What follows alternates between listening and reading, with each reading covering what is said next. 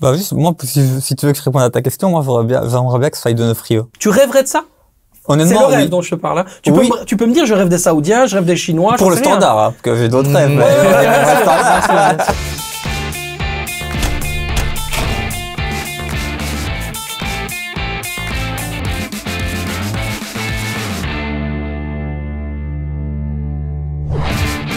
Parler ballon sérieusement sans se prendre au sérieux, c'est toujours mieux. Bienvenue dans un nouvel épisode du Clubhouse Football Time. Il en reste deux journées avant la fin des Champions Playoffs. Qui sera champion de Belgique? C'est absolument dingue. Le suspense et ce championnat est absolument fou. Bienvenue pour un nouvel overview, comme on dit, de tout ce qui s'est passé la semaine dernière, et on va se projeter évidemment sur la semaine prochaine. On va passer un excellent moment parce que, petite exception, aujourd'hui, je vais commencer par présenter notre invité. Pourquoi? Parce que vous ne le connaissez peut-être pas comme ça si on vous dit son nom, mais si on vous dit que cette personne a joué contre Mohamed Salah, Riyad Mahrez, Sadio Mané, Neymar Junior, Joshua Kimmich, Achraf Hakimi, Nassouir Mazraoui, Ismaël Benasser, Thomas Partey, John Obi Mikel et Emre Can, moi je vous réponds Arnaud Djoum. Comment ça va, mon Arnaud? Ça va très bien. Et toi? Ben écoute, ça me fait encore une fois extrêmement plaisir que tu sois là. C'est bon, on voulait remettre un peu le respect. L'homme qui a gagné la CAN avec le Cameroun, ça fait plaisir en tout cas que tu sois là. C'est un énorme bonheur. Et puis t'es d'abord aussi un énorme fan du football belge. C'est aussi pour ça que t'es là, capitaine de la Royale Union Saint-Gilloise B. Tu es là pour former les nouveaux talents unionistes de demain. Voilà, c'est un plaisir. Et puis surtout, je pense que on va pouvoir bien s'amuser. Mais on va revenir avec toi. On va présenter d'abord nos chroniqueurs aussi piquants que délicieux. Quentin, comment ça va, mon pote? Ça va très très bien. Ouais, c'est une fin de championnat qui va être intense, donc on adore ça et on va vibrer. Ouais, on va vibrer. T'as bien raison. On va vibrer parce qu'il y a eu des choses et on va évidemment y venir avec cette Union Saint-Gilloise, plutôt Club de Bruges Union Saint-Gilloise. On aura énormément de sujets à aborder sur cette rencontre. C'est un peu le sujet chaud. Donc on va y aller avec également mon cher Xavier Edzi. Comment ça va, Xavier? Ça va pas mal. On a plein de sujets à parler, pas mal d'actu, donc c'est assez sympa. Ouais, effectivement, pas mal de choses. Mais avant, vous l'avez compris, on va s'intéresser un peu à notre invité. Et je voulais jouer à un petit jeu avec toi. Voilà, pour commencer, on ouvre le bal, on ouvre l'émission, on s'amuse. On a cité les joueurs contre lesquels tu as joué, mais on aimerait savoir qui est le plus fort d'entre eux. Donc on va commencer par le secteur offensif, les milieux de terrain, et après on ira sur les défenseurs.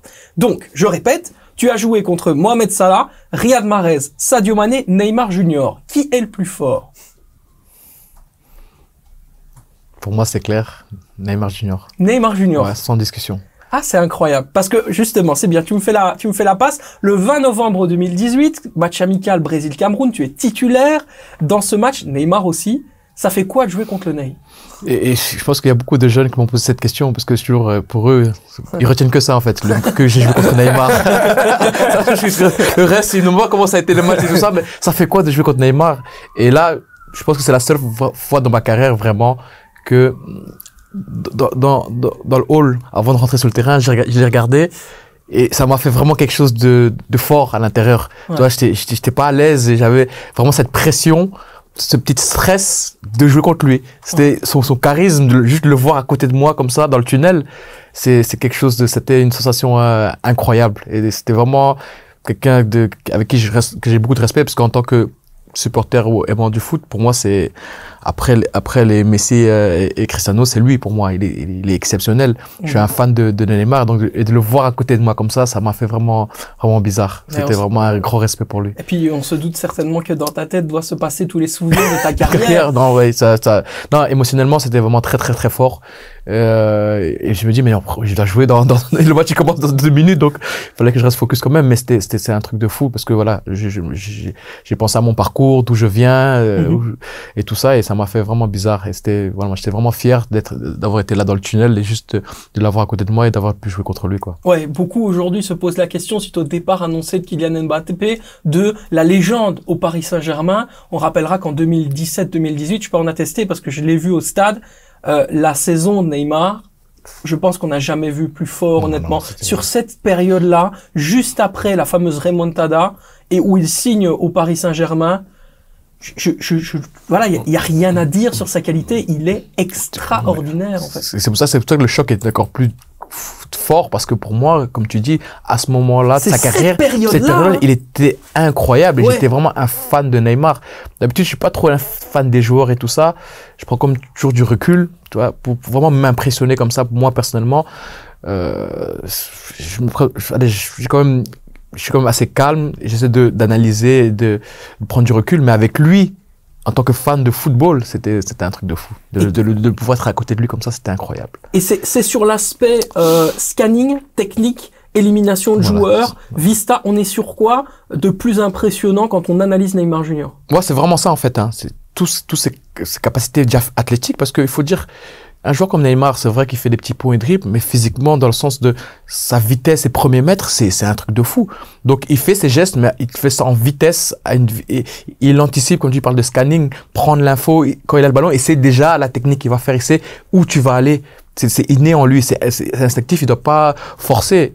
Et pour moi, un joueur comme ça, c'est impossible à défendre. Et c'est pour ça que il y a pas beaucoup de défenseurs, surtout à ce moment-là, quand il était vraiment mature dans son jeu et vraiment, il était vraiment à un bon âge, c'était impossible de défendre sur lui. Même avec 2-3 joueurs autour de lui, il arrivait à s'en sortir. Donc pour moi, il a tout ce jour-là et il est beau aussi à avoir joué. Donc Ouais. pour moi, de le voir à côté de moi comme ça, c'était un truc de fou. Oui, parce que sur cette génération, beaucoup parlent des Mbappé, des Haaland, des joueurs qui sont très forts. Maintenant, c'est la nouvelle génération, les Wirtz, les Bellingham, les Musiala, etc. Mais il y en a bien un. S'il y en a un qui devait mériter un ballon d'or à un moment donné dans sa carrière, Ben oui. Parce qu'il était efficace aussi, oui. Ses dribbles, c'était efficace. Donc il y a des joueurs aussi qui sont forts techniquement, ils font des dribbles, ils tournent en rond. Mais lui, il te dribble et puis il t'accélère. Et quand il a envie de s'amuser, ok, il va s'arrêter, il va revenir, il va te redribbler encore une fois, s'il veut, s'il a décidé. Mais s'il décide que je vais aller marquer, bah, je vais prendre le ballon, il va aller marquer, il va être décisif. Et ce moment-là, même comme tu parlais, quand il était avec Mbappé, quand il arrive, lui-même, il est fan de Neymar, il joue pour Neymar. Donc tout le monde jouait pour lui. Donc ouais, vraiment, c'était un truc incroyable. C'est une expérience pour moi, je pense que c'est ma deuxième meilleure expérience de ma carrière. allez, et c'est quoi ta première meilleure expérience? Champion d'Afrique. Champion d'Afrique, on va y revenir, bien sûr, évidemment. Champion d'Afrique, sentiment incroyable. Bien sûr. Le fait de devenir, toi qui en plus de ça était, pas dire inconsidéré, mais tu es passé par les équipes de jeunes en Belgique et puis ensuite t'as eu quand même un pain noir à manger. Tu arrives dans cette espèce de voilà, dans cette espèce de je dirais tu sais, la CAN c'est particulier, quoi. sûr. J'allais dire brouhaha parce Bien que sûr. il y a beaucoup de choses en même temps, tout se passe, ça se professionnalise, mais aussi la CAN c'est la Coupe du Monde d'Afrique, c'est Bien ce que sûr. nous disait Mathias Pogba Bien ici sûr. à ta place, en fait.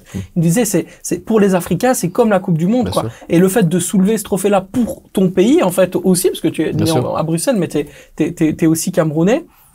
C'est absolument indescriptible. Non, c'est un truc de fou. Donc, chaque fois quand j'y parle, je suis toujours un petit peu ému, mais cette expérience-là, pour moi, ce que ça représente pour moi, ma famille, mon entourage, c'est quelque chose de inoubliable et c'est une émotion, une fierté incroyable. Et comme tu as dit, la CAN, c'est quelque chose de spécial pour l'Africain, pour le continent. J'y vais encore revenir particulièrement pour les Camerounais, tout le Cameroun est entraîneur. Donc, faut comprendre qu'au Cameroun, le football, c'est vraiment ce qui donne la joie de vivre aux gens. Il n'y a pas d'autre sport. Il n'y a pas de sport, il n'y a rien d'autre. Les gens sont pauvres et tout ça, ils galèrent. Mais quand on parle de football, ils sont tous là devant leur télé à regarder et à commenter et tout ça. Donc, il y a une pression énorme. Et donc, comme tu as dit, quand j'arrive là-bas, je suis un peu un outsider, on me connaît pas trop. On a plus une nouvelle génération avec Hugo Bros, le coach. Et il a fait une nouvelle sélection et voilà, on arrive à soulever ce trophée énorme, incroyable. Et voilà, c'est vraiment un truc, comme je dis, c'est le meilleur sentiment que j'ai pu avoir dans le football. C'était un moment vraiment incroyable. Donc voilà, c'est quasiment quelque chose de spécial. Et jusqu'aujourd'hui encore, dès que je vais là-bas, voilà. Et les gens me reconnaissent et là je suis comme un héros national et c'est toujours avec fierté que je retourne là-bas et chaque fois on me remémore Arnaud Djoum, le champion d'Afrique et tout ça, donc c'est vraiment une chouette expérience. Tu parlais d'Hugo Bros, on n'est pas du tout ici, en tout cas dans le Clubhouse, on en a parlé durant la CAN, on a fait une spéciale, vraiment c'est une compétition qu'on a suivie avec passion. On n'était pas étonné de voir sa réussite du côté de l'Afrique du Sud, la manière dont il a porté comme ça les Bafana jusqu'en demi-finale et la façon dont il a fait évoluer son équipe collectivement. toi aussi, tu le regardes, tu dis, ah bah ça, c'est l'Hugo Broos que j'ai connu au Cameroun. Clairement, j'ai dit ça à tout le monde parce qu'on m'a posé la question à chaque fois. Qu'est-ce que tu penses d'Hugo Broos? Ce qu'il fait là, pour moi, j'étais pas surpris. Hugo Broos, c'est quelqu'un qui connaît vraiment le football africain, le joueur africain. Il sait comment gérer tout ce qui est autour aussi, parce que comme tu as dit, c'est un brouhaha. Il y a beaucoup de choses qu'il faut gérer en même temps. Et Hugo Broos, il arrive à le gérer parce que lui, en fait, c'est quelqu'un de très droit. Lui, tout ce qui est les facteurs externes, il les met de côté, il les pousse. Ça rentre pas dans sa structure, dans sa manière de faire. Donc du coup, lui, il est très carré. Et si c'est compliqué avec la fédération camerounaise. Non. Mais c'est pour ça que, mais à ce moment-là, c'était plus calme. C'était plus calme. Et donc du coup, quand il y avait ça, lui, il bottait en touche. Ok. Mais c'est pour ça aussi que on est champion on est champion en 2017. On fait la Coupe des Confédérations. Et il lui laisse même pas le temps de faire la prochaine CAN, il est viré. Comment tu peux expliquer ça? Bah, l'ingérence, hein. Voilà. Donc c'était quelque chose qui était incompréhensible. Donc quelqu'un gagne un trophée, il a même pas le temps de faire la prochaine CAN, qu'il est plus là. Donc voilà. Donc c'est parce qu'il a voulu continuer dans cette ligne de conduite là, on lui a pas laissé faire. Et du coup, malheureusement, il a dû quitter un peu plus tôt. Et c'est vraiment dommage. Parce que je pense qu'avec la continuité, avec lui, on aurait pu faire encore des belles choses. Allez, on va passer par les milieux de terrain maintenant. On a parlé de l'attaque. On va citer les milieux de terrain contre lesquels tu as joué. Donc, tu as joué contre Ismaël Benasser, Thomas Partey, John Obi Mikel, Emre Can. Celui-là, je suis sûr que tu t'en souviens plus. Qui est le plus fort? Là, c'est pour ça que là, on parle de Emre Can de maintenant, hein, parce que Emre Can, il vient de nous sortir une masterclass. Ouais, non, bien sûr. Non, bien sûr. Moi, c'est ça que moi, je dirais, le joueur le plus complet, je dirais, Emre Can, mais il m'a pas impressionné quand j'ai joué contre lui. C'était pas impressionnant parce que là, aujourd'hui, il est vraiment très mature avec l'expérience et tout ça. Il est en train de faire des choses incroyables. Mais au match contre lui que j'avais joué, il m'avait pas trop impressionné. Mais moi, je dirais plutôt Obi Mikel. John Obi Mikel. Ouais. Okay. Parce que son statut, son charisme. Il était vraiment dans la grande époque de Chelsea aussi, qui remportait tous les trophées. Même poste que toi. Même poste milieu de terrain, assez athlétique. Donc c'est plutôt le jeu que je sens. Donc je dirais John Obi Mikel. Ok, donc Neymar, John Obi Mikel, et alors maintenant les défenseurs, évidemment. Tu as joué contre Joshua Kimmich, Achraf Hakimi, Nassouaïr Mazraoui. Lequel on choisit? Hakimi. Ah, Hakimi. Hakimi pour moi. Le TGV marocain. Voilà. Non mais voilà, par sa formation, par voilà le joueur que c'est aujourd'hui aussi au Paris Saint-Germain, c'est vraiment quelqu'un qui, pour moi, c'est un latéral moderne. Il fait tout. Il est athlétique, il s'est marqué. J'ai entendu que quand il était jeune, il était plutôt quelqu'un offensif, donc il tire des coups francs avec le Maroc, il en a fait plusieurs, donc il a beaucoup de palettes à son arc, donc pour moi j'irais vraiment Hakimi. Difficile à suivre. Ouais, difficile à suivre, non, c'est un TGV, dès qu'il démarre c'est impossible de le suivre, donc même les attaquants contre lui c'est difficile de le prendre de vitesse et tout ça. Or qu'un Kimmich, tu l'as bien vu contre le Real Madrid, il a quand même eu difficile contre, bon après c'était Vinicius en face, mais moi je dirais Hakimi. Et puis maintenant, forcément, on va venir au gardien, ce qui va nous permettre de faire la transition avec le Cameroun. On en parlait tout à l'heure. Tu as joué avec André Onana. Bien sûr. Le gardien de Manchester United, est-ce qu'il a vraiment le comportement de star qu'on a dépeint durant la CAN? De ce que toi, tu connais de lui? Moi, j'étais quand même assez proche d'André. C'est quelqu'un dans la tanière, en équipe nationale, très calme, très, très gentil, très posé. Je pense que c'est quelqu'un qui a aussi de la personnalité. Donc, c'est quelqu'un qui a été formé à Barcelone, à l'Ajax, dans les grands clubs. Donc, je sais que la formation barcelonaise et peut-être surtout hollandaise, ils sont assez directs, ils disent les choses. Et donc, André, c'est quelqu'un qui dit ce qu'il pense. Donc, quand il voit quelque chose que pour lui, ça semble pas logique, il le dit malgré la hiérarchie ou peut-être quelqu'un qui est plus âgé que lui, en général en Afrique, quand tu es un peu plus jeune, tu dois pas dire certaines choses, mais lui, voilà, il a cette personnalité-là, il dit ce qu'il se pense et parfois ça peut déranger, mais pour moi, avec nous, quand j'étais là avec lui, quelqu'un de très gentil, très bienveillant, très respectueux. Mais voilà, il a sa personnalité, il a toujours joué dans des grands clubs. Et voilà, et lui, il se dit qu'il a son mot à dire. Quand quelque chose ne va pas, il va le dire, il tape du poing. Donc, et parfois, ça peut déranger. Ouais, avec un Cameroun qui était en crise, forcément, durant la CAN, qui l'est quasiment toujours aujourd'hui, puisque après la nomination de Mark Brace, aux côtés de Joachim Mununga, en tant qu'adjoint, bah, aujourd'hui, voilà, on voit une équipe, du Cameroun qui est quelque part, en reconstruction complète. Il y a le ministre des Sports qui dit maintenant on prend les choses en main de nous, on veut restructurer les choses, on n'a pas vraiment confiance en la fédération. La fédération est occupée à mettre des bâtons dans les roues à Mark Brace. Bon, j'ai envie de te dire c'est quoi le problème, mais on le comprend, c'est l'ingérence, tu l'as dit tout à l'heure. Ouais, c'est pas évident. Il y a beaucoup de petits soucis internes. Je pense que au Cameroun, parfois c'est pas évident. Après voilà, il y a le président de la fédération, Samuel Eto'o, avec son vécu et tout ça. C'est normal qu'il a envie de changer un peu les choses, que les choses soient un peu meilleures. Est-ce qu'il prend pas trop de place? Ça c'est moi je peux le comprendre. Je pense que en tant qu'ancien joueur et avec le parcours qu'il a fait et sa connaissance du football, c'est difficile d'être un président et de rester dans son bureau et de rien dire. Moi, je pense que, voilà, vu son vécu, tu as toujours envie d'être un peu sur le terrain, un peu être autour et avoir écouté et peut-être donner ton avis. Donc, parce que en fait, en général, quand tu vois un président de fédération, c'est pas quelqu'un qui est vraiment dans le football. C'est des gens qui sont peut-être en dehors du football. Donc, eux, ils ont l'habitude d'être dans les bureaux, rester. Et lui, maintenant, comme c'était un ancien joueur avec son expérience, avec son parcours, bah, il vient et pour lui, c'est plus fort que lui. Allez, je le comprends en tant que amateur de foot et fan de foot, de vouloir être là autour et tout ça. Mais après, voilà, mais pas, comme tu dis, peut-être de trop venir et de trop dire certaines choses, tu vois, et de laisser parfois peut-être aussi que ce soit un coach ou quelque chose d'autre, un peu plus de liberté. Mais je le comprends tout à fait parce qu'en tant que fan de foot avec son expérience, de quand même donner son avis parce qu'il a quand même côtoyé et vécu des choses dans très haut niveau. Donc, le gros problème aussi dans le football africain, et en l'occurrence celui de Samuel Eto'o, c'est de savoir mettre son ego de côté, notamment concernant le choix du coach. Là, ça a été un problème. Donc voilà, est-ce que lui est capable de faire ça pour le bien de son pays? Mais normalement, je pense que de base, le choix du coach, c'est le président de la fédération c'est la fédération qui, dans les autres pays, c'est la fédération qui choisit le coach. Là, dans cette situation-là, ça a été changé. Je pense que c'est écrit dans les décrets que c'est aussi le comité exécutif peut aussi choisir à un moment donné. Donc en fait, c'est juste en fait il fallait un peu plus de, je pense, de communication. Je pense que la dernière CAN a fait mal au pays. Je pense qu'on attendait beaucoup mieux du Cameroun dans le jeu, niveau résultat. Donc, comme les résultats étaient un peu en dents de scie, ben, je pense que le ministre des Sports s'est emmêlé et dit que voilà, il voulait prendre un peu le relais et choisir son coach. Mais voilà, mais je pense que pour moi, ils auraient dû le faire ensemble en fait. Mm-hmm. C'est vrai que la fédération, le président de la fédération doit s'occuper du football. Et le ministre des Sports, peut-être, c'est quelqu'un qui est au-dessus, et de voir avec lui, en fait, faire ensemble les choses. Mais là, ça n'a pas été fait, et je pense que c'est pour ça qu'Eto'o, peut-être, n'est pas trop content comment ça s'est passé. Mais voilà, je pense que hier, j'ai vu ça sur les réseaux que Marc Bress est parti à la fédération. Il veut régler les choses à la bien. Ouais, il a parlé avec le secrétaire général. Et voilà, ça va mieux. Donc là, maintenant, la vraie liste a été envoyée par la fédération.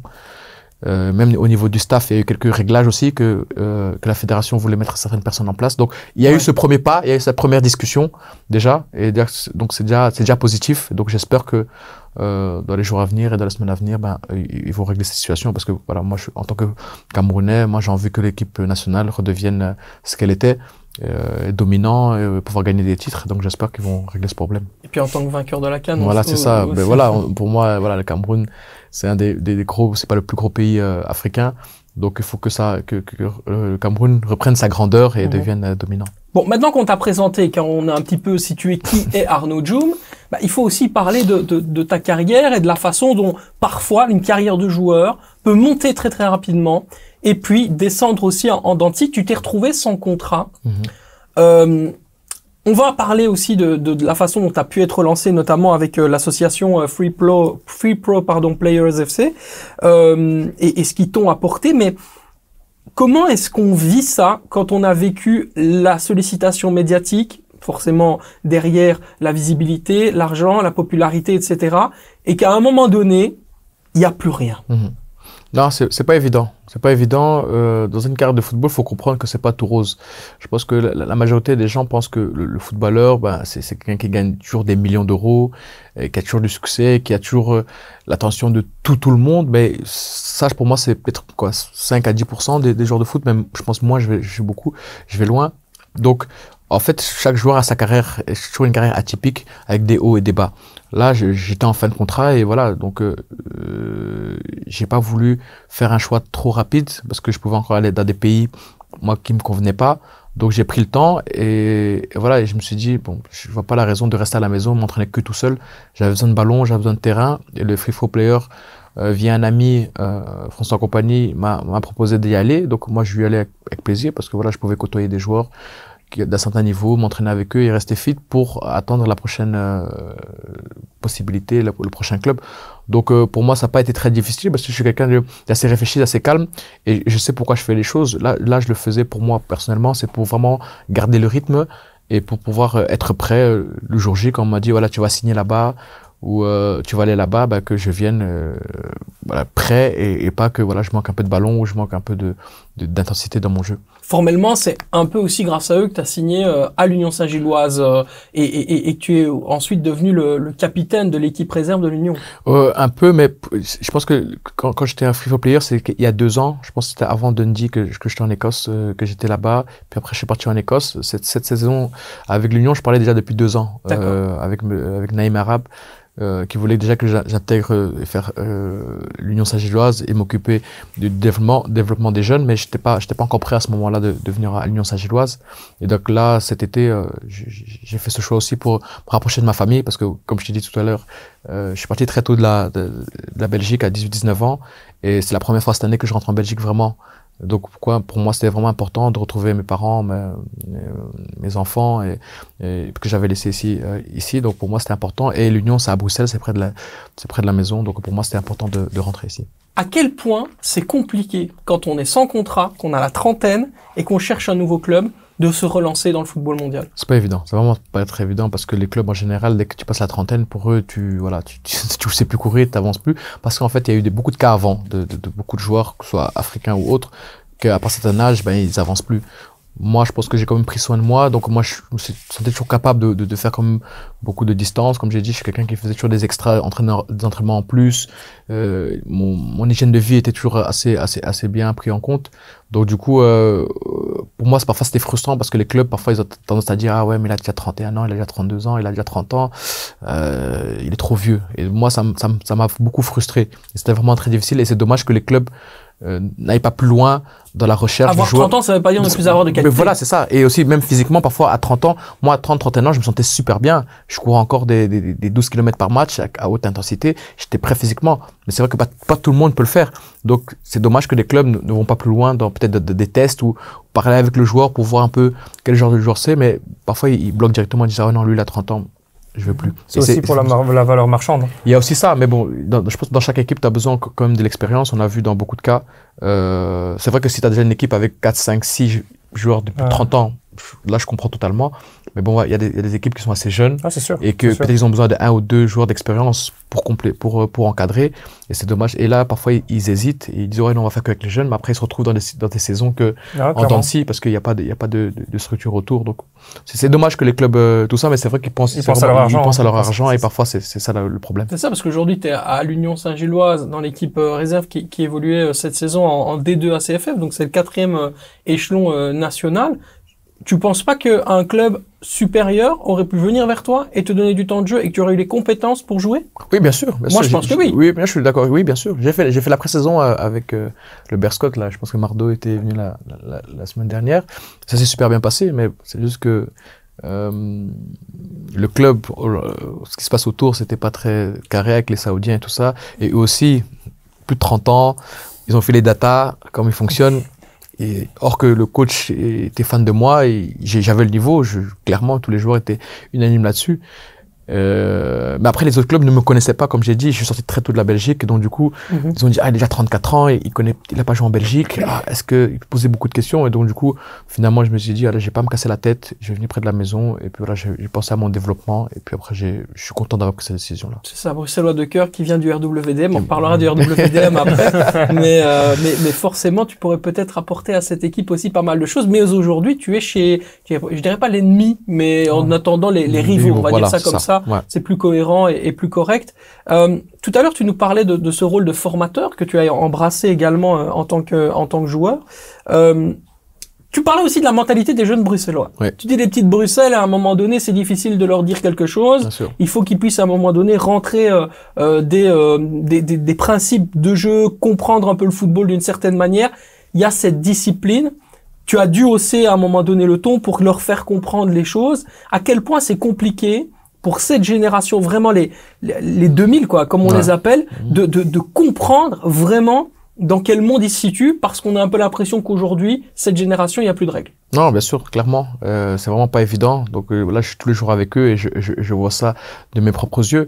C'est vrai que les temps ont changé. Après, c'est plus comme à l'époque. À l'époque, il y avait la hiérarchie, le respect des anciens et tout ça. Donc tout ça a un peu été un peu perdu. Donc cette génération, je pense qu'elle a un peu perdu aussi avec les réseaux sociaux, avec tout ce qui se passe autour. À l'époque, il n'y avait pas de réseaux sociaux.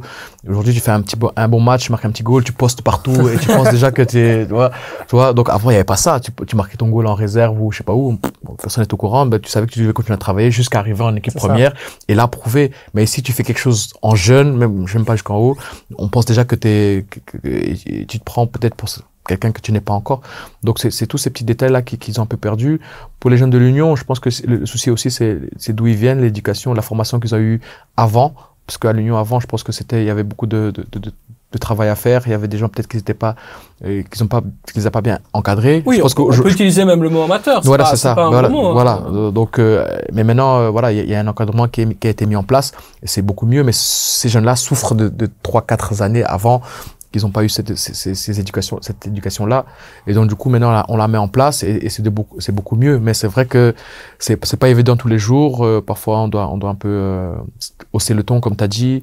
Les faire comprendre certaines choses et le truc c'est pour eux, c'est pour qu'ils se développent, c'est pour qu'ils réussissent, comme je t'ai dit tout à l'heure. S'il y en a un ou deux après tout ça qui a compris, qui est assez intelligent et qui réussit, il va en équipe première et fait une carrière, voilà, on a rempli notre mission et on va être très très content. Et moi je voudrais que le maximum de jeunes puissent comprendre ça en fait, et l'exigence du haut niveau, l'exigence de chaque entraînement, chaque match d'être à 100%, d'être régulier et tout ça. Et eux, voilà, ils vont faire un bon match, prochain match, ils vont faire un moyen match, c'est pas grave, et on passe en conscience. Moi, même là, je perds un match, je rentre à la maison, je suis fâché, hein. Ma femme, parfois, elle dit, mais t'es sérieux, tu joues en D2 amateur, tu te fâches parce que t'as perdu un match. J'ai dit, non, pour moi, c'est frustrant, j'ai la haine, je dors pas bien. Mentalité de la gagne. De la gagne, mais eux, ils vont finir le match, ils ont perdu. Même 1 heure après, ils sont en train de rigoler et tout ça. Donc, c'est tous ces petits détails qu'il faut leur apprendre et s'ils veulent vraiment réussir. Toi, tu as joué, plutôt tu as participé au stage hivernal avec l'équipe première de l'Union, donc tu connais très bien ce groupe. C'est chouette parce qu'on va arriver bien sûr au débrief, mais avant ça, juste une petite question sur les qualités individuelles des joueurs qui sont dans le groupe justement de l'Union Saint-Gilloise B. Est-ce que tu vois une ou deux pépites dont tu peux nous parler, où tu te dis ah lui, par contre, il faudra le surveiller. Je pense qu'il y a des joueurs qui sont actuellement capables de performer en équipe première à l'Union Saint-Gilloise. Est-ce qu'il y en a formellement, honnêtement, ou est-ce qu'il y en a pas chez les jeunes? Dans ton groupe actuellement chez les jeunes? Oui, là, au début de saison, j'étais un peu sceptique. Je me disais, c'est chaud. Mais là, avec le travail qu'on a fait cette année, je pense qu'il y en a un ou deux qui commencent à avoir un niveau très très intéressant. Il y a un joueur qui s'appelle Souli Beradi, numéro 8, numéro 10. Ce qu'il fait aujourd'hui, c'est vraiment très intéressant. Et il a très très bien évolué, techniquement très facile. Il court beaucoup, il commence à être décisif, il marque, il fait des assists. Donc lui, je pourrais dire que voilà, il a un potentiel s'il est intelligent et qu'il suit les bonnes personnes de peut-être pouvoir y arriver. Donc il y en a 2-3 qui le suivent encore, mais peut-être qu'ils sont pas encore prêts. Mais voilà, lui je le mets en avant parce que voilà, il a fait vraiment une super progression depuis le début de saison. Donc voilà, je dirais lui, ouais. Allez, pourquoi pas la saison prochaine voir Beradi. Ça va nous faire la transition magnifique avec les moments forts de la semaine. Et évidemment, les gros moments dont on va vous parler. Il y aura du RWDM, il y aura du Standard, mais tout de suite on démarre évidemment avec l'affiche. Le club de Bruges recevait l'Union Saint-Gilloise et a partagé l'enjeu 2 buts partout. Ce match nul résonne-t-il comme une défaite pour le club, Xavier? Moi, je dirais quand même que oui, parce qu'en soi, avant ce match, si ça posait, ils avaient quand même le petit droit à l'erreur, la possibilité de faire match nul ce week-end contre Anderlecht.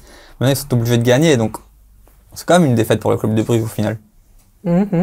Quentin, je t'écoute. Oui, c'est déjà bien, ils n'ont pas perdu. Là, question complexe, j'ai un peu la pression. Question très complexe, oui, parce que si ils avaient perdu clairement, là ça craignait clairement. Maintenant, c'était 3 équipes en 1 point. Ça aurait été incroyable pour le spectateur neutre. Mais oui, ici, ils ont leur sort entre leurs mains. Ils doivent aller à Anderlecht. C'est possible. Maintenant, sans Igor Thiago, ça sera beaucoup plus compliqué. Parce qu'on a pu le voir que quand il est sorti... Les larmes, hein. Ouais, les larmes du joueur, déjà, ça fait toujours de la peine à voir. Ouais, de voir tous les médecins et tous les kinés en train de le consoler et tout. Le joueur fondre en larmes, c'est qu'il sait que sa saison, elle est finie, voire peut-être plus au niveau des semaines et des mois à venir. Mais même au niveau de l'effectif de Bruges sur le terrain, l'Union, ok, était menée, donc l'Union a dû accélérer pour revenir au score parce que si il restait comme ça, le titre était d'office fini. Avec une défaite de l'Union, mathématiquement, c'était plus possible d'être champion. Mais même après, on a même vu, même sur les phases d'arrêté défensives, l'interview d'après-match de Simon Mignolet, par exemple, qui, sur le goal encaissé, dit « On n'avait pas Igor Thiago ». Donc sur un goal encaissé d'un corner, même là ça marche, on n'avait pas Thiago. C'est lui qui se plante. Le journaliste qui a posé la question, il a contourné, il a dit que c'était pas sa faute et que c'était une balle déviée, mais on connaît Simon Mignolet. Ouais, on connaît Simon Mignolet. Même là, il accentuait sur le fait que Thiago, même là, était important et tout. Et même pour garder ce ballon, notamment comme on a pu le voir sur le deuxième goal que marque Skovlsen, l'appel que fait Thiago, je pense que ça va être important pour le match de dimanche. Aujourd'hui, les supporters du club de Bruges, quand on lit les réseaux sociaux, veulent Nordin Jækers titulaire. C'est absolument dingue. La carrière d'un joueur, la façon dont ça peut se renverser. On a connu Nordin Jækers à Waasland Beveren enchaînant les bourdes. Mais on peut le dire comment, on ne croyait pas au niveau de Nordin Jækers. Aujourd'hui, les supporters du club de Bruges dans un match pour le titre la semaine prochaine à Anderlecht veulent Nordin Jækers. C'est dingue quand même. C'est dingue, mais quand tu vois les dernières prestations de Mignolet depuis cette saison, l'année dernière, il a fait des playoffs monstrueuses. Hein. Il arrêtait tout, c'était genre le Thibaut Courtois du championnat belge. Mais je trouve que cette saison, il n'a pas fait une saison folle. Il a fait quand même beaucoup d'erreurs. Après, Simon Mignolet, ça reste Simon Mignolet. Jækers, il est fort jeune, tout ça. Mais dans un petit coin de ma tête, je me dis que les supporters ont peut-être pas tout à fait tort, même si je pense que Mignolet sera titulaire et qu'il mérite sa place, clairement. Mais c'est vrai que Jækers, il a extrêmement bien dépanné les matchs qu'il a dû jouer. Et il a sauvé combien de ballons, combien de points peut-être pour le club de Bruges à ce moment-là, même si Bruges était sur un nuage. Donc, je peux peut-être comprendre quand tu vois surtout que Mignolet hier sur le deuxième goal, c'est le deuxième goal qu'il prend, je pense. Ouais. Il va face à un peu les mouches. Tu te dis bon, si on avait Jækers, est-ce que ce goal-là on le prenait, toi? Et puis il y a un problème de positionnement assez clair. Personne au premier poteau, personne au deuxième poteau. Qu'est-ce que sont que ces habitudes de ne mettre personne au premier poteau? Je veux dire, c'est quand même la base défensive. T'es aussi formateur, Arnaud.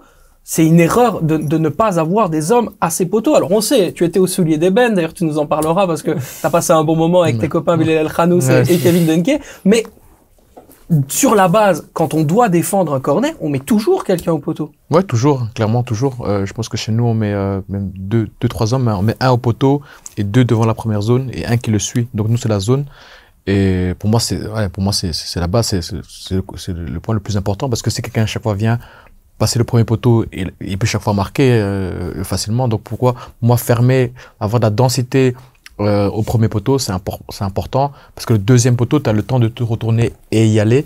Et pour moi, voilà, j'ai pas vu la vidéo encore de ce but-là, mais pour moi, clairement. En fait, on peut te la dessiner, on peut t'expliquer. En gros, le corner donc vient de la gauche, de la droite de Simon Mignolet. Bien sûr. Le ballon est enroulé et dans la surface de réparation, il y a un duel entre Ordóñez et Machida. Machida s'élève, il met la tête en lobant en fait Simon Mignolet et le ballon fait un rebond et va ensuite mourir dans le but.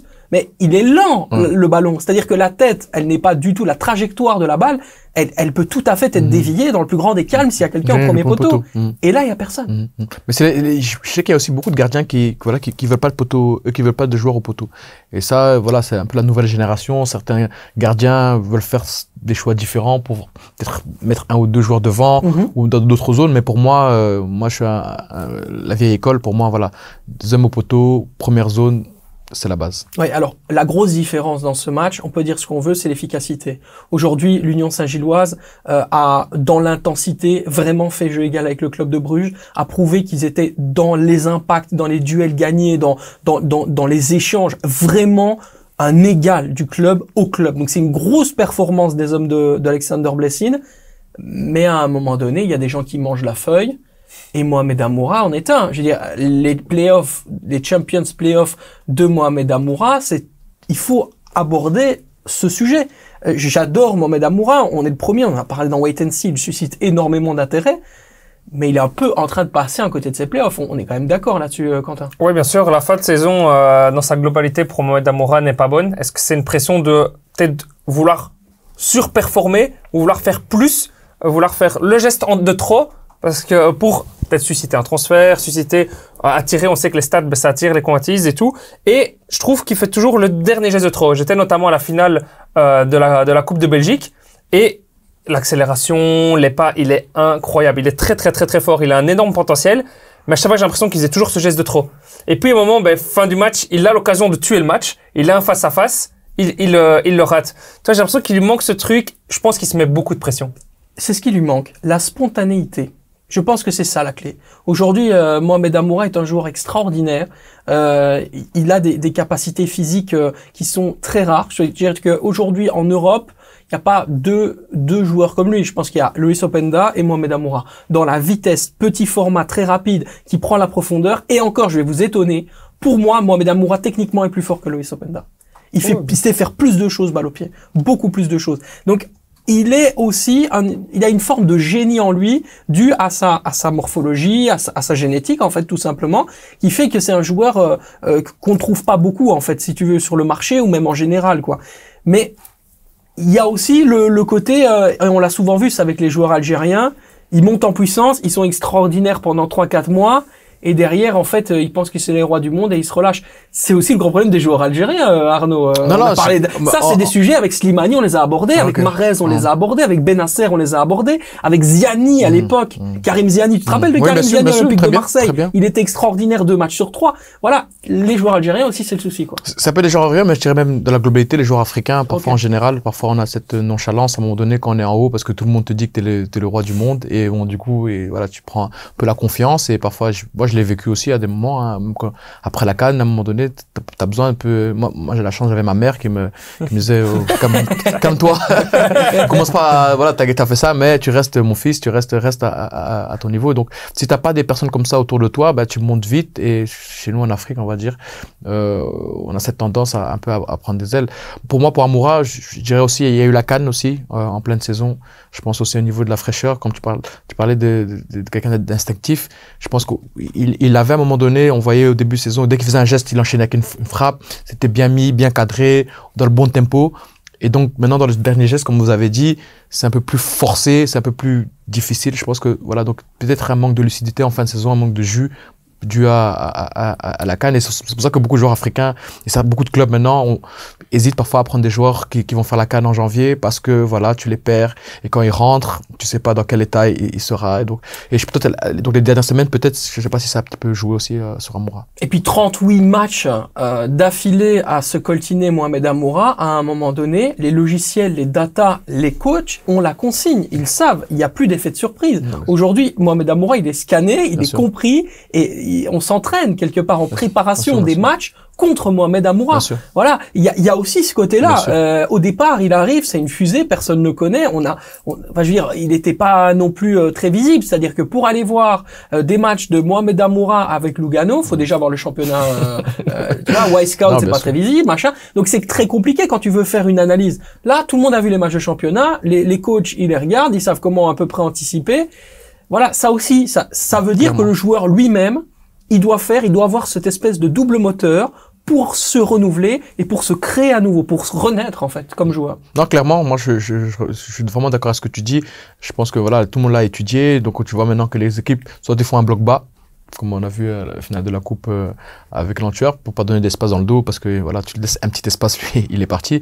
Et voilà, dans les playoffs, il y a que les équipes, c'est top 6, donc c'est les gens qui ont quand même une grosse expérience, et c'est vrai qu'ils anticipent tout ça, ils lui laissent plus beaucoup d'espace, et c'est vrai qu'ils devraient parfois avoir l'intelligence avec lui et le staff, créer d'autres situations pour avoir encore l'effet surprise, comme au début de saison.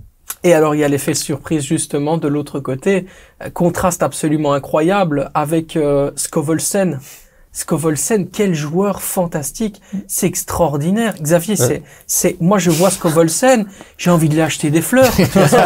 C'est un truc de fou. Ouais, mais chaque fois que t'as besoin de lui, il est décisif. En fait, il est vraiment trop fort. Après, est-ce que je pense qu'il est peut-être meilleur en sortie de banc? Enfin, non, même quand il est titulaire, il est fort. Mais je veux dire, chaque fois qu'il sort du banc et que t'as besoin d'un petit coup de magie ou quoi, il est là, il répond présent. Franchement, il est trop fort. Après, est-ce que tactiquement, il convient? Enfin, toi, le fait qu'il soit pas tout le temps titulaire, il y a des choses certainement qu'on sait pas. Peut-être que tactiquement, il respecte pas toutes les consignes défensivement ou autre. Enfin, il y a plein de trucs que les coachs lui demandent peut-être et que lui, il a pas envie. C'est peut-être pour ça qu'il commence pas, parce que au final, ici, il reprend la place de Skoras à la mi-temps, parce que Skoras fait un mauvais match. Mais en temps normal, Skoras, depuis le début des playoffs, il est monstrueux. il te fait des trucs que t'as jamais vu en Belgique, t'as des contrôles de balles que tu vois jamais en Belgique. Et ici, parce que c'est de son match, et Scovelsen rentre. Mais si Skoras est dans son match comme d'habitude, bah, peut-être que Scovelsen ne rentre pas non plus. Donc, je pense que, ouais, Scovelsen, dans tous les clubs, il a sa place. Après, problème à Bruges, la concurrence est tellement rude, t'as tellement de cracks à tous les postes, comme Antonio Nusa qui joue pas, alors qu'il est trop fort aussi. C'est compliqué pour Scovelsen, mais c'est vrai que, je crois que t'as besoin de lui, il répond présent. Donc, d'être tout le temps titulaire. Scovelsen est tout le temps titulaire. Le problème, je pense, c'est dans sa tête et son envie de jouer. Je pense qu'il a pas tout le temps envie de jouer, parce que Bruges voulait le faire jouer le match retour qu'on a Fiorentina, c'est lui qui a dit non. C'est lui qui a dit je me sens pas fit et tout, alors que Bruges voulait le faire jouer. Et c'est un game changer.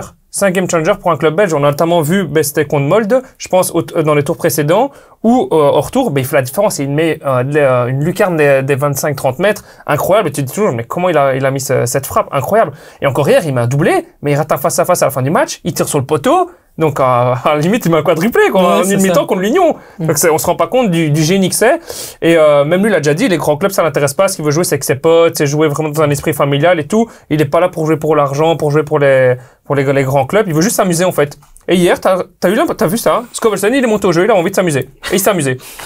Et c'est vraiment ça, il a un génie incroyable. Et je pense que c'est peut-être l'élément déclencheur qui pourra faire que le Bruges pourrait être champion. Parce que si dimanche, il va au Lotto Park et qu'il a envie de s'amuser, il va faire une dinguerie. Filiation naturelle avec ce que tu dis, on est obligé de parler d'Eden Hazard. C'est exactement le même prototype. Exactement. On est exactement sur les mêmes standards et la même façon de penser, en vrai. C'est exactement ça. C'est incroyable.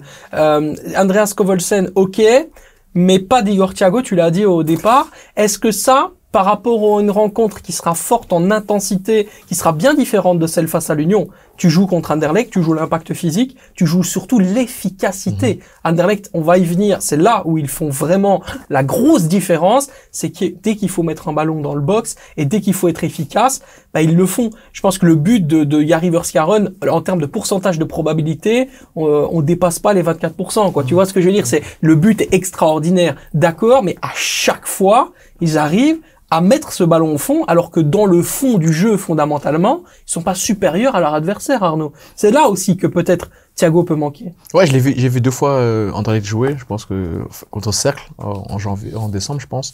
Et là contre Genk, j'étais au stade aussi et je reviens à ce que tu dis, c'est vraiment ça. Dans le jeu, c'est pas dans le contenu, c'est pas, mais c'est efficace, c'est un truc de fou. Le match contre Cercle qui joue en décembre. Ouais. Et dans le jeu, c'était Cercle, hein. Cercle a dominé tout le match. Mais ils ont eu une contre-attaque, ils ont mis 1-0. Et puis après, voilà, ils ont presque rien donné.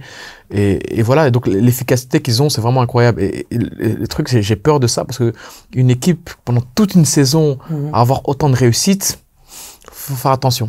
Mais de l'autre côté, Igor Thiago out, titre en danger, Quentin?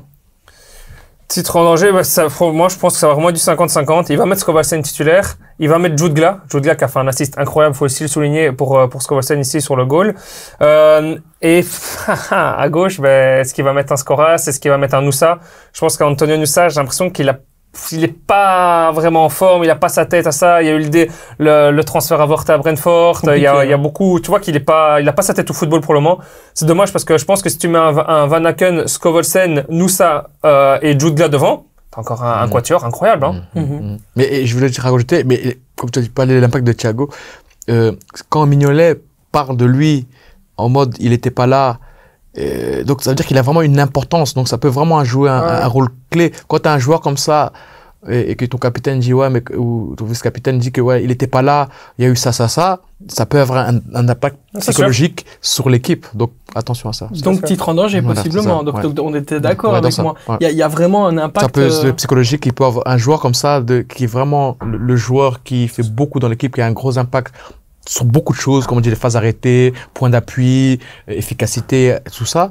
Quand il est pas là et qu'on en parle comme ça, attention. Attention, quand même. Et justement, ça va nous permettre de faire la transition avec parole de supporters. Évidemment, on vous a posé une question concernant le Sporting d'Anderlecht à la suite de la victoire du Sporting à domicile, c'était face au KRC Genk. Eh bien, on vous a demandé si Brian Dreamer était définitivement un entraîneur qui vous a convaincu. Est-il l'homme providentiel qui conduira le RSCA à son prochain trophée? C'est la question qu'on vous a posée. Et on a Swift qui nous dit non. Excellent T2 et très chouette personne, vraiment à l'écoute du stade. Rien que pour ça, il mérite beaucoup de respect, car il vient toujours nous saluer dans la victoire et la défaite. Mais tactiquement, tactiquement, il n'a pas le calibre nécessaire, logique, puisque c'est Fred Berg, le vrai T1, Quentin. Ouais, non, je pense que c'est sa dernière saison, honnêtement, Anderlecht. Si il est champion, ils vont le garder, mais il fera pas la saison prochaine. Retenez bien ça. Et pour moi, s'ils sont pas champions, ils doivent changer parce que c'est Anderlecht. C'est le club le plus titré de Belgique. Tu peux pas proposer un jeu comme ça. On en a déjà parlé dans les émissions précédentes. Tu peux pas proposer ce football-là à tes supporters. Ici, les supporters, ils sont OK.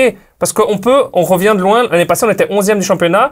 OK, si ça nous permet d'être champion et de retrouver enfin un titre après, je pense, 8-9 ans sans titre, OK, ça va être cool. Mais je pense que les supporters d'Anderlecht n'accepteront pas une deuxième saison avec un tel fond de jeu pour moi. Il n'y a pas de fond de jeu, quoi. Ouais. C'est ça. Je vais te donner la parole juste, on va écouter, plutôt on va lire Vorians qui nous dit c'est juste un rassembleur qui a mis en place un collectif. Pour la tactique et la prise de décision en cours de match, ce n'est pas vraiment le top niveau. Humainement, il a l'air chouette. Ouais, peut-être qu'humainement, il est chouette. Peut-être que, comme tu l'as dit, il va peut-être ramener un trophée en étant champion. Mais c'est vrai que tactiquement, enfin, tous les aspects du coach, pour moi, il les a pas. Enfin, peut-être en T2, mais au final, quand tu vois Anderlecht, quand tu vois la majorité de leurs goals, c'est chaque fois qu'ils ont des superbes individualités, ils ont fait un mercato de fou, mais il n'y a aucun goal, presque, où c'est une action d'équipe. Quand tu vois les 2 goals de ce week-end vers Skaren, bah, c'est un tir, c'est pas une action bien menée, genre en 1-2, une prise d'appui ou quoi. Et le deuxième goal d'Olberg, c'est pas qu'il a plus qu'à la pousser dedans, comme le goal de Genk de Toulouse, où c'est un centre, il la pousse dedans. Dolberg, il fait un contrôle monstrueux, et puis après, il la met à côté du gardien. Ça aussi, pour moi, c'est une action individuelle et un geste de génie, parce que t'as la capacité, t'as les individualités pour le faire. Mais en direct, t'as pas de fond de jeu, t'as pas d'action, on va dire, travailler à l'entraînement, comme on aime bien dire dans le jargon footballistique, toi. Ouais. Et ça, je pense qu'il manque vraiment en Anderlecht, toi. Heureusement pour eux, ils ont des cracks un peu partout qui peuvent faire la différence à tous les moments. Mais peut-être que, comme l'a dit Arnaud tout à l'heure, le souci, c'est que la réussite de cette individualité-là, elle va peut-être pas être là tout le temps. Et si elle est pas là dimanche, ça va être compliqué pour eux. Et alors Krasou nous dit pour terminer, malgré que certains le comparent à René Weiler, vous savez, il y a souvent l'affiliation entre René Weiler, l'ancien entraîneur champion d'ailleurs avec le Sporting d'Anderlecht, et Brian Riemer, lui, il avait une tactique, certes peut-être pas digne du Sporting, mais il en avait une. Laisser la balle à l'adversaire pour jouer les contres, là où Riemer n'en a pas vraiment et a été de nombreuses fois sauvé par des individualités, Quentin. Tu vas souvent au Sporting, donc tu peux aussi... Je vais souvent au stade, en effet, et j'y serai d'ailleurs dimanche. Et Oh le chanceux. Oh le vénard.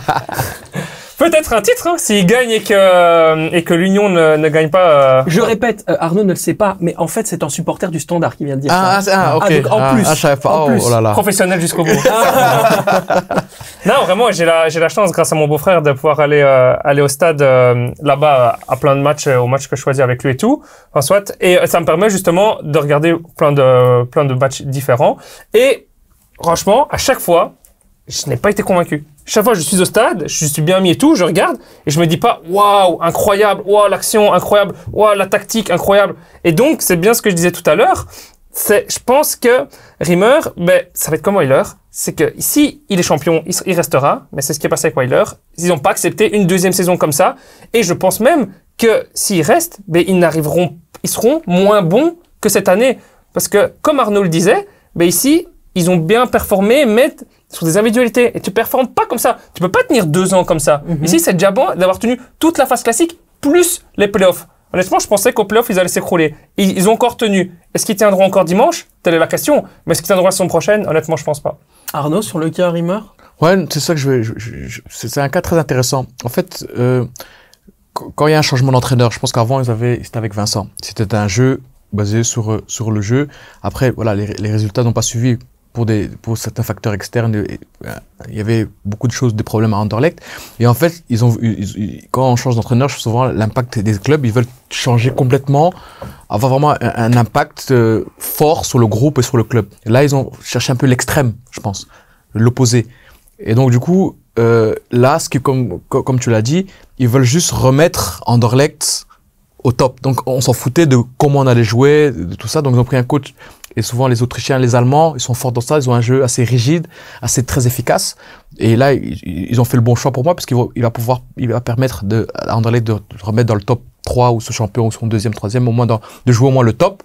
Et je pense que voilà. Mais après ça, il faudra beaucoup plus pour un club comme Anderlecht. J'ai joué à Anderlecht. Quand on allait là-bas, c'était les Boussoufa, Romulu, tout ça. C'était un plaisir d'aller voir là-bas. Mais je pense que c'était aujourd'hui, Anderlecht avait besoin de ça pour juste remettre Anderlecht sur les rails du top, dans le top 3, et un entraîneur assez, assez, je sais pas quel type de jeu il a, comme on a dit, mais au moins, il remet Anderlecht en haut du classement. Mais voilà. Il est plus dans le people management. People management, mais il a sa manière de faire, mais au moins, ça marche, on va dire, entre guillemets. Tu boostes juste pour remettre Anderlecht en haut, mais après, il faudrait beaucoup plus dans le contenu pour la suite. Et pour moi, il pourra pas tenir non plus longtemps. Et puis un mercato aussi, dont on parlera plus tard, qui serait important, parce que départ, forcément, de Zeno de Bast. On l'a dit dans Wait and See il y a quelques semaines, la possibilité à Dolberg, qui est vraiment un attaquant incroyable, de quitter s'il avait une opportunité cet été. C'est un peu le deal qu'a fait Jesper Fredberg avec Dolberg. Si tu as une belle offre et que tu souhaites partir, tu nous rends service une saison et derrière tu peux partir sans problème. Voilà, il y a aussi beaucoup de choses qui vont devoir être travaillées. Et est-ce que tout à l'heure tu disais quelque chose d'intéressant, Brian Rimmer pourrait ne plus être directement impliqué en tant qu'entraîneur principal, c'est-à-dire au choix décisionnel premier, mais est-ce qu'il ne l'est pas déjà? Tout à l'heure, Swift nous disait, le vrai T1 c'est Fredberg. Aujourd'hui, les choix sportifs, les gens qui sont sur la feuille de match, c'est un peu aussi dû au choix de Jesper Fredberg. Donc est-ce que c'est pas déjà juste le prolongement de ce qui va se passer la saison prochaine, où là peut-être il pourrait devenir un espèce de T2 d'une personnalité plus importante? C'est ça que tu veux dire à travers ta déclaration? Ça pourrait être le cas, oui, mais est-ce que c'est normal que le T1 ne soit pas sur la pelouse? Parce que le vrai T1, comme tout le monde le pense et comme tout le monde le suggère, c'est que c'est Fredberg. Est-ce que c'est normal que pour un club comme Anderlecht, le vrai T1 ne soit pas sur la pelouse et soit en tribune? Non, pour moi, je pense qu'il y a un gros problème. Maintenant, à voir si Rimmer... Non, mais t'imagines un CIO, directeur sportif, qui serait à la fois entraîneur? Non, il ne sera pas, mais il se considère comme entraîneur. Vu que c'est ce que tu l'insinues et qu'il l'insinue aussi dans son commentaire, c'est que c'est lui qui fait les choix. Mais donc, ça veut dire, est-ce que Rimmer, s'il est champion ou autre, arrivera à se dire, je t'ai T1, mais non, mets T2. Niveau de l'ego, il faut aussi voir s'il sera l'accepter. Je ne suis pas sûr. Mais ouais, il y aura du changement. Et même, comme tu parlais de l'équipe, il y a beaucoup trop d'incertitudes. Il y a encore l'incertitude Schmeichel, l'incertitude de base. Vertonghen, il a toujours pas dit qu'il prolongeait. Et niveau aussi âge, il se fait un peu plus vieux. Et niveau blessure, c'est un peu plus incertain. T'as Dolberg, t'as Delaney. Enfin, il y a beaucoup trop d'incertitudes, je trouve, à voir. C'est un peu comme si la fédération ivoirienne disait à Emers Faé, c'est bon, on a gagné la CAN, maintenant tu retournes en tant que remplaçant. Allez, tu vas être assistant. Voilà, il va jamais accepter ça. Voilà, on est d'accord. Non, il va jamais accepter ça. C'est aussi simple que ça, effectivement. Eh bien maintenant, on va parler d'un sujet un petit peu moins réjouissant, les amis. Tout ça, c'était les festivités, c'était intéressant. Maintenant, on va parler relégation et problèmes financiers. On commence avec la relégation. Le plus difficile arrive. Le RWDM relégué en Challenger Pro League. Question très simple. Qui est le responsable, Xavier? Lyon, l'Olympique Lyonnais pour moi. L'Olympique Lyonnais. Ouais, simplement pour moi. Parce que le RWDM faisait une bonne début de saison. Et le souci, c'est que Lyon, pour son standing, ils étaient obligés de jouer l'Europe, le haut de tableau en Ligue 1. Et rappelle-toi, leur première moitié de saison, ils étaient relégables, même Lyon. Et ils ont le même propriétaire, Textor, des deux côtés. Et je pense qu'au mercato en janvier, il a dû tout mettre du côté de Lyon pour vraiment essayer de faire jouer l'Europe. Maintenant, ils vont presque y arriver, parce que je pense qu'ils sont à 1 ou 2 points des places européennes. Mais tout est vraiment focus du côté de Lyon. Et je pense que le RWDM a été délaissé un petit peu en janvier à cause de ça. Que si Lyon faisait une meilleure première partie de saison, qu'ils étaient genre 7-8e, enfin toi, près des places européennes, qu'ils n'avaient pas besoin de mettre autant le focus sur eux, bah, peut-être que le RWDM aurait eu peut-être plus de ressources pour se maintenir à ce moment-là. Du coup, c'est Textor le problème. Du coup, le problème, c'est John Textor. C'est ce que j'allais demander. Est-ce que c'est lui qui est le principal responsable, Quentin? Ouais, pour moi, oui, clairement, parce que déjà, je pense que j'avais vu passer ça dans la presse. Je pense que c'est 36 ou 38 joueurs différents qui ont joué au RWDM cette saison. Waouh! Je suis désolé. Ok, t'as des joueurs de Botafogo qui sont des jeunes. On sait que les jeunes brésiliens et tout, ça peut être une énorme valeur marchande parce que c'est des bonnes pépites et tout. Donc t'as envie de les faire jouer dans un championnat européen et tout.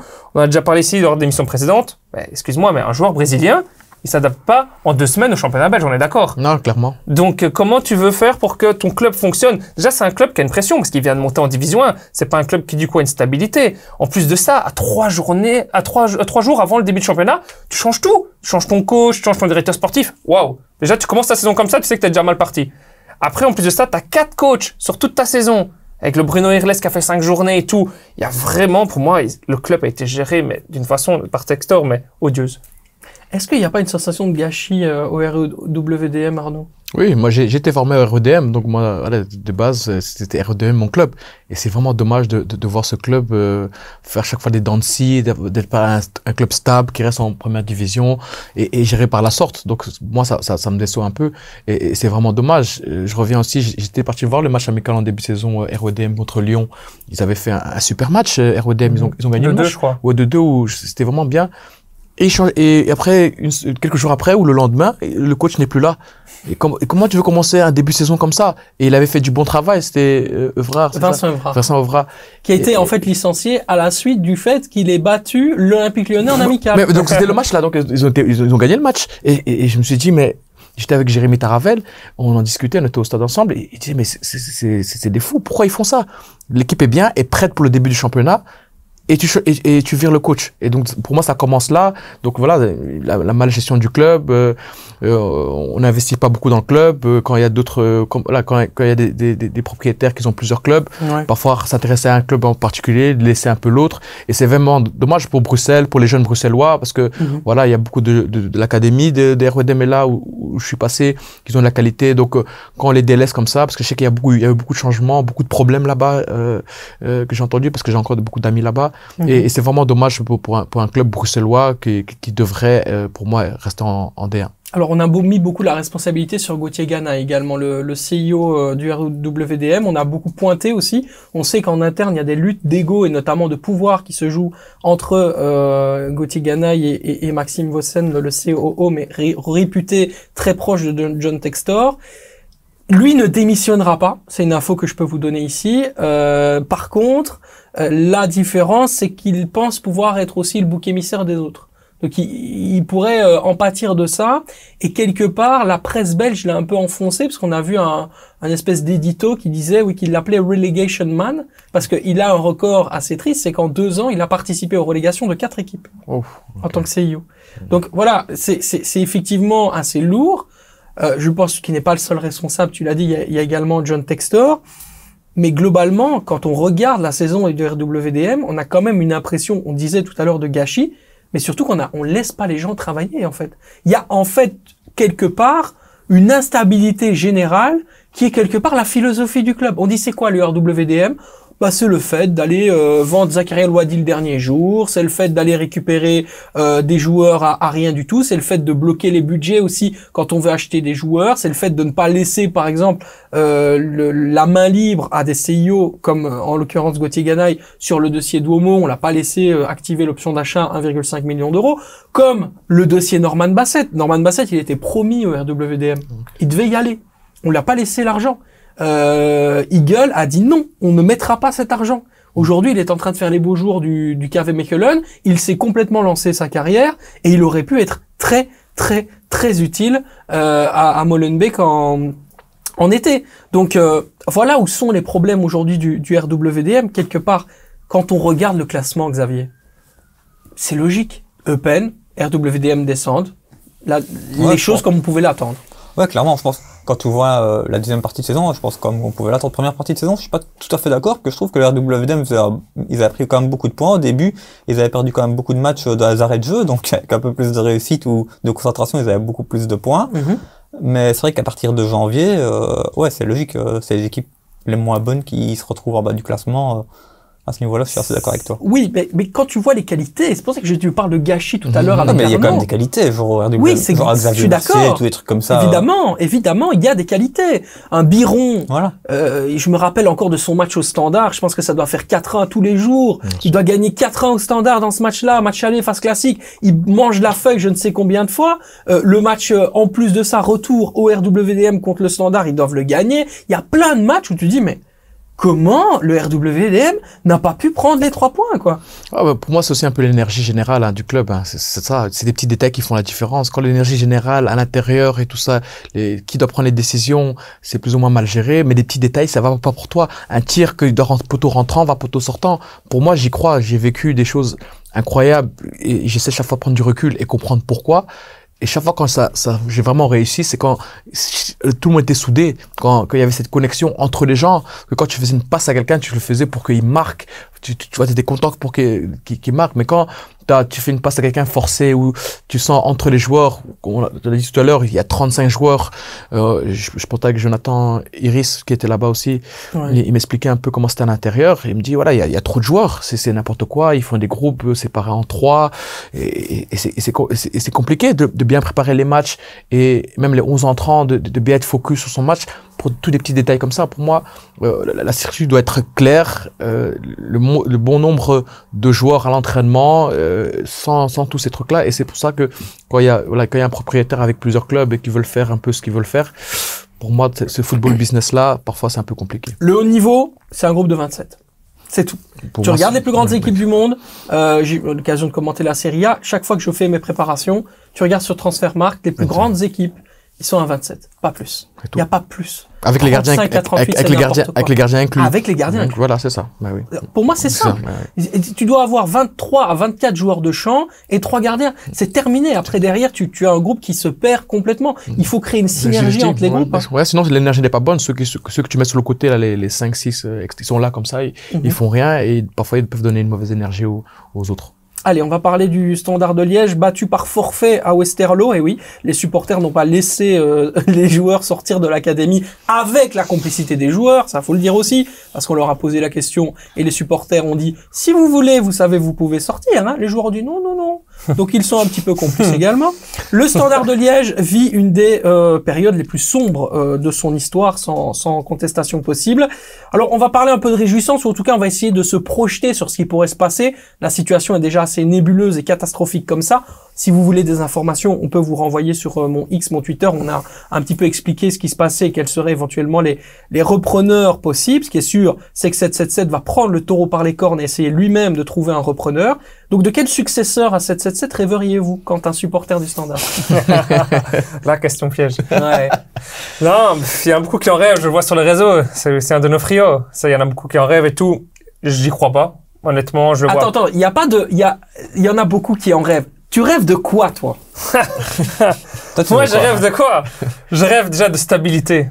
Je rêve de retrouver quelque chose de stable, quelque chose qui, fierté, passion, ferveur, tout simplement, vraiment quelqu'un qui sait c'est quoi le football, qui connaît les règles du football, c'est déjà la base pour que ça soit bien géré. Mais ça, c'est ce qu'il n'y a pas. C'est ce qu'il n'y a pas. C'est vraiment ça. Grave. C'est quand tu sais que tu as les meilleurs supporters du pays et de loin et que tous les autres supporters que je connais de tous les autres clubs le disent aussi, que ça fait vraiment l'unanimité, tu dois avoir quelqu'un qui sait mettre une équipe qui a aussi l'amour du blason, qui sait jouer avec du blason, comme on a vu le cas avec Adrien Trebel qui en parlait. Au Standard, tu dois avoir un joueur qui sait supporter la pression et qui sait s'arracher. Le joueur, il va s'arracher, mais tous les supporters, ils vont crier pour lui et il va s'arracher encore 10 fois plus.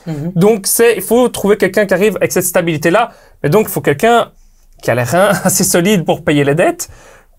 Après, il va falloir faire des transferts. Il y a un travail énorme. Donc, il faut avoir quelqu'un qui a envie de ça et bonne chance. Ouais, et il y a un truc qui est important, Arnaud, et je pense que vraiment tu peux être hyper bien placé pour parler de ça, c'est le fameux processus d'identification. Pourquoi? Parce que quand on est un joueur dans un club qui fait partie d'une multipropriété, est-ce qu'on a vraiment la tâche du maillot? Non, non. Clairement, non. C'est difficile. Après, voilà, tu peux être un joueur qui a ses idées, qui veut donner toujours à 100% à chaque entraînement et tout ça. Mais un coin de ta tête, voilà, parfois, il y a des moments que tu relâches un petit peu et que tu donnes pas à 100%. Et pour moi, ça, c'est un problème aussi pour les joueurs. En tant que joueur, voilà, c'est des situations comme ça pour moi. Mais après, voilà, ça, c'est le football business qui est autour, que nous, en tant que joueurs, parfois, on est un peu perdu là-dedans et que c'est les gens autour qui font ce qu'ils ont à faire. Et donc, et on me dit que ouais, c'est la faute du joueur, mais bon, pour moi, c'est ce qui se passe autour. Mais à quel point ça peut donner des performances supérieures de s'identifier à un blason? Parce qu'on le dit, oui, les joueurs doivent se représenter le maillot, mais à quel point ça peut être décisif dans un match? Ouais, c'est pour moi un niveau incroyable. Moi, j'ai joué en Écosse à Hearts of Middleton. C'est un petit stade, je dirais 18 000 personnes, mais c'est toujours rempli et la ferveur des fans. Tu fais un tacle, tout le monde se lève et je me suis identifié à ce club-là et les supporters m'ont donné de l'amour. Et donc chaque fois que je mettais le pied sur le terrain, dès que je rentrais sur le terrain, j'avais une énergie, une force. J'avais envie de tout faire pour eux, pour les fans. Je marquais un but. Or que dans les autres clubs, j'allais marquer un but, j'allais célébrer vite fait. Mais là, je marquais un but devant eux. Je courais sur tout le terrain. J'étais parce que cet amour qu'ils me donnaient et cette force qu'ils me donnaient pendant le match, pour moi, c'était incroyable. Et le Standard, je l'ai connu en tant que jeune. Je pense qu'au RODM, j'étais dans le groupe pro, j'avais joué un match à Sclessin, j'étais pas rentré, mais j'ai vu l'ambiance, tu rentres dans le stade, il y a quelque chose. À l'époque, il y avait les Mehdi Carcella, il y avait l'Axel Witsel, qui représentaient, qui s'identifiaient au club, et tu voyais l'énergie qu'ils mettaient dans ce club-là. Donc, c'est vraiment dommage qu'ils ont un petit peu perdu ça, et c'est pour un club comme le Standard qui devrait pour moi être aussi dans un club du top, avec leur stade, avec tout ce qui se passe, et c'est vraiment dommage. Voilà, c'est ça. Mettre un peu plus l'accent sur des gamins qui rêvent du Standard et qui ont toujours rêvé de jouer, et qu'on met un petit peu plus, je dirais, de côté, notamment un certain Chian Chanak sur le départ, mais qui aurait peut-être beaucoup mieux fait si on lui avait donné une autre trajectoire, ou en tout cas une autre chance, forcément. Mais bon, voilà, le Standard de Liège, ce sera un vrai sujet à suivre chaque semaine. Il va y avoir vraiment des choses à dire. Petit à petit, on va voir que il y aura très certainement des évolutions sur les prochaines semaines. Xavier, si tu as un mot à dire sur le Standard, c'est maintenant. Bah juste, moi, si tu veux que je réponde à ta question, moi, j'aimerais bien que ce soit Donofrio. Tu rêverais de ça? Honnêtement, c'est le rêve dont je te parle. Hein. Tu peux me dire, je rêve des Saoudiens, je rêve des Chinois. Pour le Standard, hein, parce que j'ai d'autres rêves. La villa à piscine avec la façade, c'est autre chose. Tu vois. Voilà. Mais pour le Standard, oui, parce que j'ai été abonné longtemps aussi au Standard, vu que j'habite à Liège, comme tu sais. Et au final, quand tu vois, avant, il était au Standard, et il a toujours ramené au Standard des joueurs, parce qu'il a un carnet d'adresses monstrueux, il a toujours ramené des joueurs au Standard, pour qui tu te déplaces dans un stade pour aller voir, tu vois. Et à l'heure actuelle, au Standard, il n'y a aucun joueur comme ça, toi. Des joueurs à Conceição. Et lui, avec ce carnet d'adresse, il va te ramener, même si le Standard, pour le moment, c'est compliqué, il te ramènera quand même un ou deux joueurs où tu te dis, OK, j'ai envie d'aller au stade, que j'ai envie d'aller le voir jouer, toi. Et ça, c'est important dans un club avec beaucoup de ferveur comme le Standard et tout ça. Et c'est pour ça que je pense que Donofrio, ce serait vraiment bien. Et ben voilà, Lucien Donofrio, reviens Lucien, reviens. On t'aime Lucien, reviens, pourquoi pas. Ce serait un bonheur en tout cas de retrouver Lucien. Qui, alors ça c'est une info que j'ai donnée mais que je peux répéter ici, ne reviendra pas dans n'importe quelle condition. Il peut trouver effectivement une opportunité de racheter le Standard. Il l'avait déjà fait en lissant les dettes à l'époque. Elles étaient à 200 millions de francs belges, donc l'équivalent à peu près de 5 millions d'euros. Aujourd'hui, c'est le 10 fois supérieur. Hein. Donc il faudra trouver quelqu'un qui serait capable de le faire. Donc à mon avis, il n'ira pas à la bagarre avec 777. S'il se retrouve au tribunal commercial de Liège avec une mise en enchère, avec le fameux euro symbolique en vente, il le fera. Mais il observe pour le moment, il est très attentif et il ne se précipite pas. Lucien est avant tout un véritable requin des affaires. Voilà, on va dire ça comme ça. On va pas aller plus loin. Le crack la fraude, maintenant, votre séquence découverte, évidemment, c'est le moment à vous de nous faire vibrer, de nous faire découvrir pour les 2 dernières journées là qui vont rester, les talents que vous avez observés pour cette J8.